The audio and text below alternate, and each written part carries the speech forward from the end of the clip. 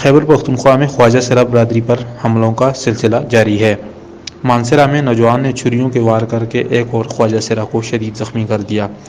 Commerce college کے قریب گزشتہ شب حماد عرف سنی سکنہ ٹاؤن شپ نے خواجہ سرا سیل کے کمرے میں داخل ہوا اور چھریوں کے وار کر کے اسے شدید زخمی کر دیا۔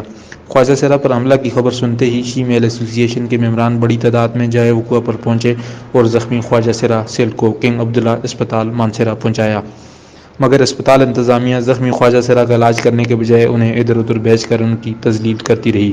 اس سلسلے میں شیمیل ایسوسی ایشن کی صدر ماریہ خان نے کہا کہ تھانہ سٹی میں ملزمان کے خلاف رپورٹ درج کروائی ہے، مگر تاحال پولیس نے FIR درج نہیں کی اور دوسری طرف کنگ عبداللہ اسپتال میں داخل بھی نہیں کیا گیا، بلکہ مرد ڈاکٹر خواتین ڈاکٹروں کے پاس اور خواتین ڈاکٹر مرد ڈاکٹروں کے پاس بھیجتی رہی۔ زخمی خواجہ سرا کا خون زیادہ بہہ جانے سے اس کی طبیعت زیادہ خراب ہو گئی ہے۔ انہوں نے سیکرٹری ہیلتھ سے کنگ عبداللہ اسپتال انتظامیہ کے خلاف سخت ایکشن لینے کا مطالبہ کیا ہے۔ بسم اللہ الرحمن الرحیم۔ میرا نام ماریہ خان ہے اور اس وقت میں کنگ عبداللہ ہاسپٹل میں موجود ہوں۔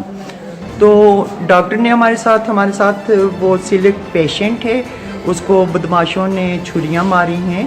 تو پہلے ہم ڈاکٹر کے پاس ایمرجنسی میں گئے، وہ میل تھا، اس نے فیمیل کی طرف ہمیں ریفر کیا اور فیمیل اس وقت اپنی وہ بینچ پہ اپنے اکاؤنٹ پہ موجود نہیں ہے۔ ہماری جو ٹرانسجینڈر زخمی ہیں تو وہ تڑپ رہی ہے، کلپ رہی ہے۔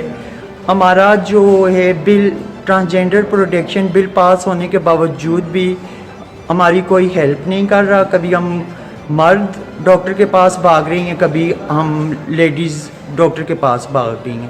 کوئی بھی بہادر آدمی اگر میری آواز سن رہا ہے تو خدا را ہمیں انصاف دیں۔ ہم پسا ہوا طبقہ ہیں، مظلوم طبقہ ہیں، اور ہمارا جو زخمی پیشنٹ ہے، میں آپ کو دکھا رہی ہوں، وہ بینچ پہ بیزار و مددگار بیٹھی ہوئی ہے، یہ آپ دیکھ سکتے ہیں۔